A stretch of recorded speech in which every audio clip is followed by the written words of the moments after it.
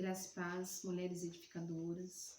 Eu sou a pastora Gislaine e eu quero trazer uma palavra para o seu coração, uma palavra que o Senhor tem falado muito comigo. A alegria acabou. Muitas vezes nós estamos vivendo num tempo onde a gente já está no automático, já tem só cumprido as obrigações, mas não tem mais aquela alegria, não tem mais aquela paixão. Muitas coisas que era para ser a nossa celebração, era para ser um lugar, né, dos nossos sonhos, mas quantos sonhos a gente sepultou no lugar que era para ser uma festa, tem sido um lugar frio, deserto. E o Senhor tem falado muito ao meu coração, porque o tempo ele desgasta, as frustrações, né, às vezes aquilo que era para a gente amadurecer, a gente fechou o nosso coração. E Deus, ele quer trazer um renovo para nós. Deus, ele quer trazer um renovo para a minha vida, ele quer trazer um renovo para a sua vida. E eu falo isso porque muitas vezes eu falei isso para Deus. Eu falei, Senhor, eu mudei tanto, né? Mas a alegria da minha casa acabou. Muitas coisas eu tenho falado para Deus, Senhor, por que eu não tenho mais essa alegria? Por que às vezes aquilo que era para ser festa, aquilo que era para ser, não tem sido mais uma alegria? E ele trouxe uma palavra para o meu coração. Ele falou assim, eu vou trazer um vinho novo. Eu vou trazer a alegria. Amém? E eu quero que você abra a sua Bíblia em João, no capítulo 2. E tem uma palavra ali, que essa palavra ela veio nesse dia. João capítulo 2.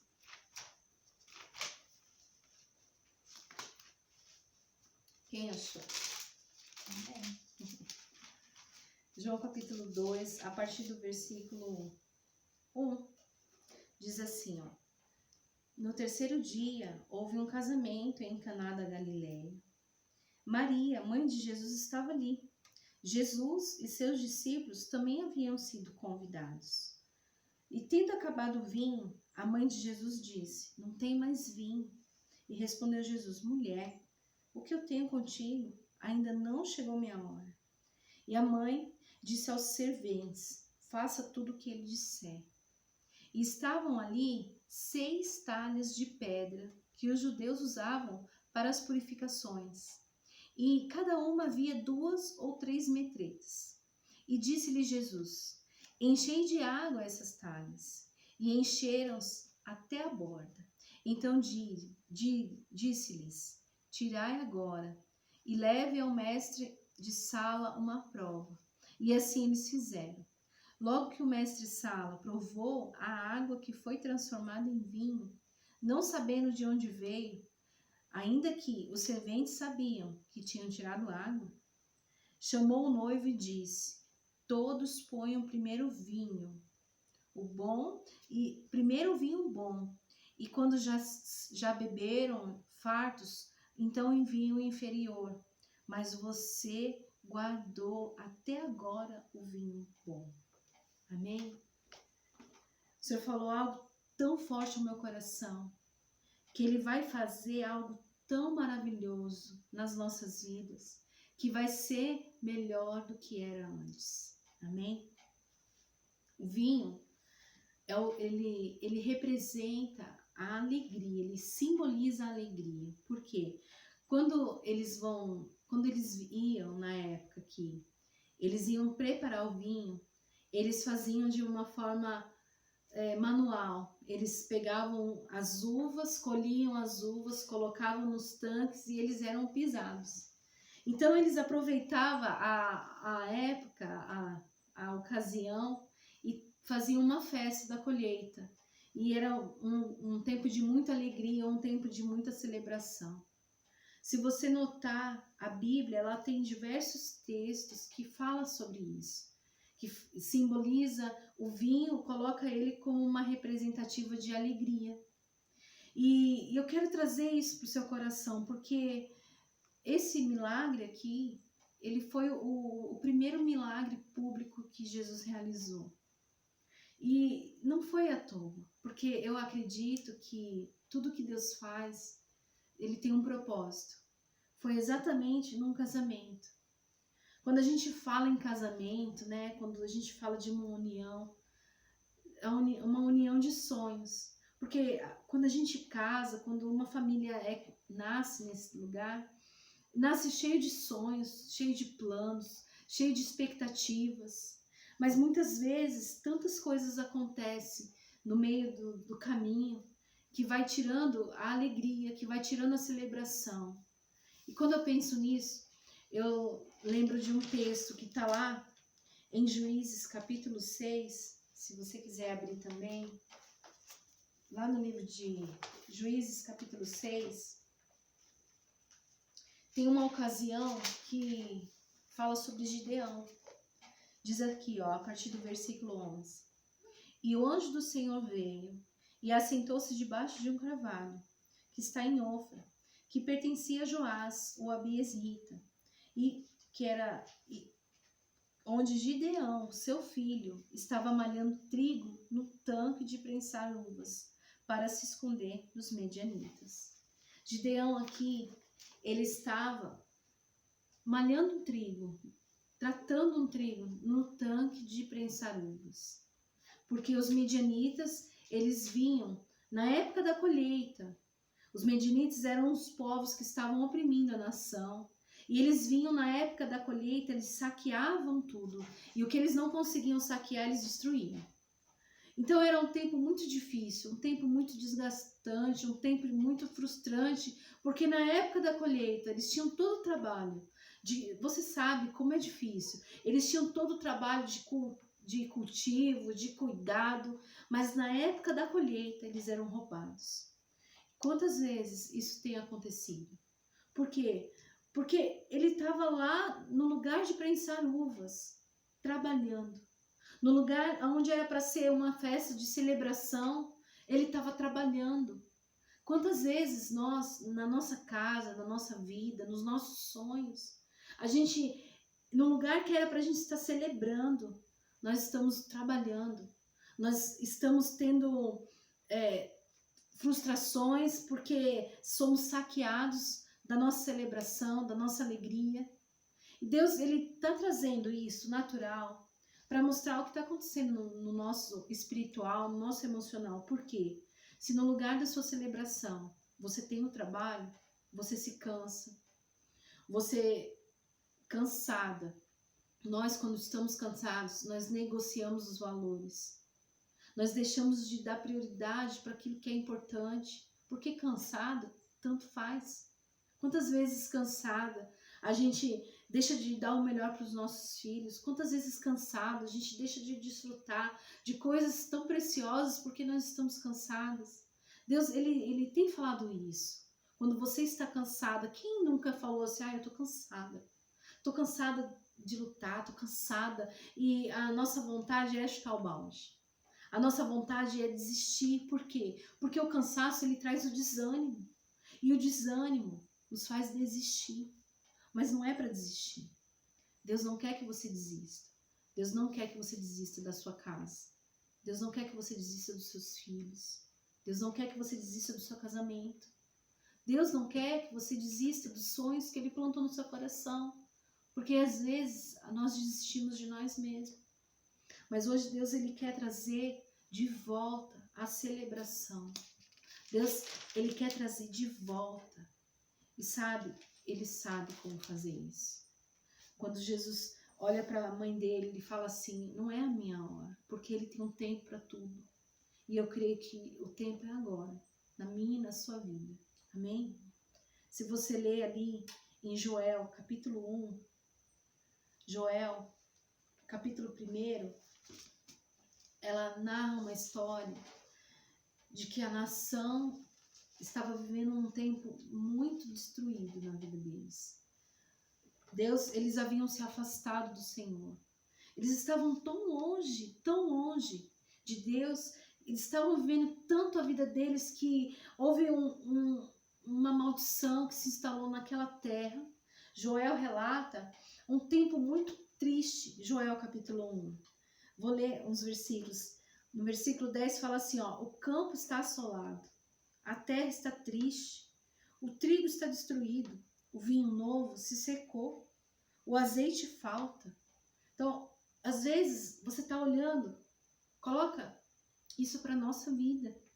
Está tudo destruído, não prospera mais, a família está dividida, as coisas não dão certo, as coisas estão vivendo um tempo tão difícil, tão escasso. Talvez o luto está na porta. Eu não sei qual é a situação, mas essa era a situação que tinha aqui. Mas no versículo 12 ainda, no versículo 11, ele fala assim, olha, despertem, vocês lavradores, uivai, vocês vinhateiros, sobre o trigo, sobre a cevada, porque a colheita pereceu. Porque a vide secou, a figueira murchou, a palmeira, a macieira, todas as árvores do campo se secaram, e a alegria secou entre os filhos dos homens. Às vezes a gente olha para a nossa vida e a gente vê assim, Deus, acabou a alegria. Não tem mais alegria na minha casa, eu não tenho alegria de voltar para casa, eu não tenho alegria de cuidar dos meus filhos, eu não tenho alegria de celebrar o meu casamento, eu não tenho alegria mais aqui.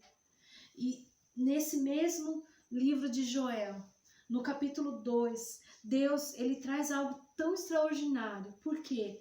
Porque quando eu e você abrimos o nosso coração para Deus, uma porta de restauração, ela se abre. Que diz aqui, ó, no versículo 17, ele fala assim, chorem os sacerdotes, ministros do Senhor, entre o alpendre e o altar, e diga, poupa o teu povo, ó Senhor, e não entregue a herança à vergonha, para que as nações zombem deles, porque se diziam os povos, onde está o seu Deus? Quantas vezes a gente já ouviu isso? Então o Senhor teve zelo e compaixão da terra, do seu povo. E o Senhor responderá ao povo, dizendo assim, eu vos envio o trigo, o vinho novo, o azeite, deles vocês serão fartos, e não vos entregareis à zombaria das nações. Eu, o Senhor, farei.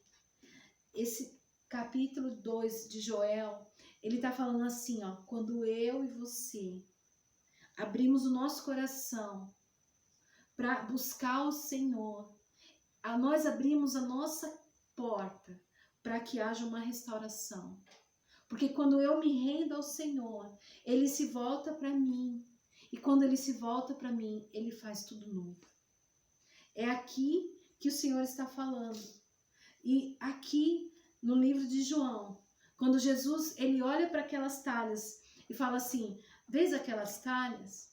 Talhas eram como se fossem tambores, como se fossem caixas de colocar águas dentro, para a purificação do sacerdote, para que ele se lavasse, para que eles pudessem ministrar ao Senhor. É isso que Deus estava falando assim, olha, vocês veem essas talhas? Enche elas de água. Por quê? Porque quando eu abro meu coração para Deus, eu abro uma porta de restauração, mas restauração é um processo. Toda vez que Deus ele vem para nós, ele vem com um processo de restauração. E um processo de restauração, ele depende de mim, do quanto eu permito Deus me tratar, do quanto eu permito Deus me transformar, para que então tudo ao meu redor possa ser transformado. Quando o Senhor falou para aqueles homens ali, vocês vê, enche de água. O problema não era o vinho, é que não tinha água. Precisava que eles enchessem aquela água, aquelas talhas de água. Eu imagino que naquele momento em que aqueles serviçais, eles estavam enchendo de água, a cabeça deles deu nó. Porque provavelmente eles falaram assim, mas o que a água tem a ver com o vinho? O que eu encher isso aqui vai resolver o problema do vinho? Vai, amados, porque quando Deus fala de água, a Bíblia, quando fala de água, ela fala de purificação, como nós lemos aqui. Mas a purificação, quando nós falamos de água na Bíblia, ela nos leva a pensar no batismo. Porque as águas do batismo, elas marcam um novo tempo na nossa vida. Elas marcam um tempo de novo nascimento, de transformação, de cura. Quando a Bíblia fala de águas em muitas ocasiões, e ela também representa a palavra do Senhor. Quando Deus ele quer fazer algo novo na nossa vida, primeiro nós precisamos encher de água. Primeiro Deus, ele precisa encher a minha vida. Eu sou e você é as talhas que precisam ser cheias. O vinho ele vai vir. Mas antes do vinho, eu e você precisamos ser cheios dessa água. Precisamos transbordar dessa água. Porque para Deus o problema não está no vinho. É porque não tinha água ali. É porque nós precisamos ser tratados. Se você perdeu a alegria, se você vê que acabou a alegria, acabou a celebração, é porque falta em mim, falta em você aquilo que Deus quer encher. Então o processo vai depender de mim, do quanto de água eu vou permitir o Senhor encher, do quanto ele vai transbordar em mim. Porque quando eu estiver cheia, quando eu estiver transbordando, o vinho vai vir. Quando eu estiver cheia, vai chegar e vai ser tão maravilhoso, porque não vai ficar só retido a mim. Vai impactar todos que estão, porque o vinho novo, ele vai ser algo melhor do que era. Deus, ele quer fazer algo tão maravilhoso na minha e na sua vida, que vai impactar até mesmo nós. Que as pessoas vão falar assim, nossa, hoje você está melhor do que antes. Você pensou que era feliz, mas você hoje está muito melhor. Eu tenho orado nesses dias para que o Senhor venha encher tanto. Mas para isso acontecer, o Senhor precisa trabalhar em mim. Se você já leu um texto que está aqui, cadê esse ali? Antes do vinho vir, primeiro eu preciso. Porque Jesus fala assim, do vinho novo. Vai em Mateus. Mateus, capítulo 9. Ele fala assim, Deus, antes de vir o vinho, precisa renovar o odre. Porque se o vinho novo for colocado no odre velho, ambos se perderão. Por quê?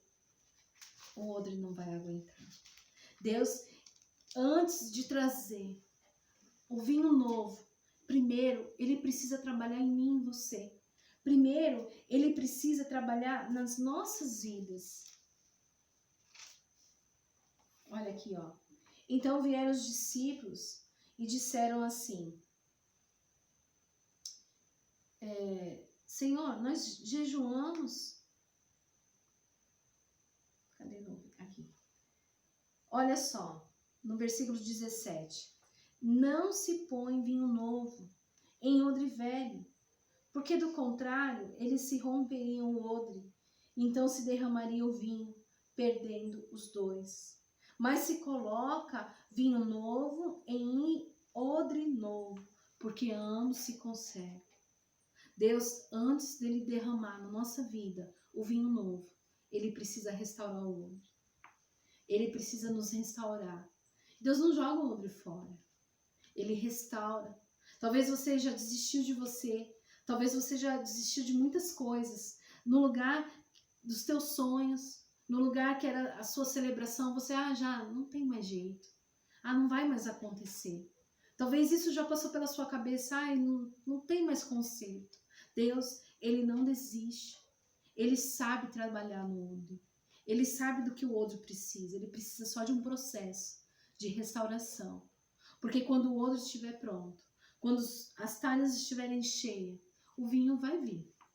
Isso aí não é problema para Deus. O vinho está pronto. O vinho está pronto. Você leu lá em Joel. Está pronto. Só está esperando nós ficarmos prontos. Então que nessa palavra aqui, o Senhor traga para o seu coração, que você se renda, que você permita ao Senhor tratar em você primeiro. Porque se a alegria acabou, é porque nós precisamos de uma restauração. Talvez você olhe, mas por que em mim? Porque começa em mim. Vai primeiro começar na minha casa. Vai primeiro começar do meu interior.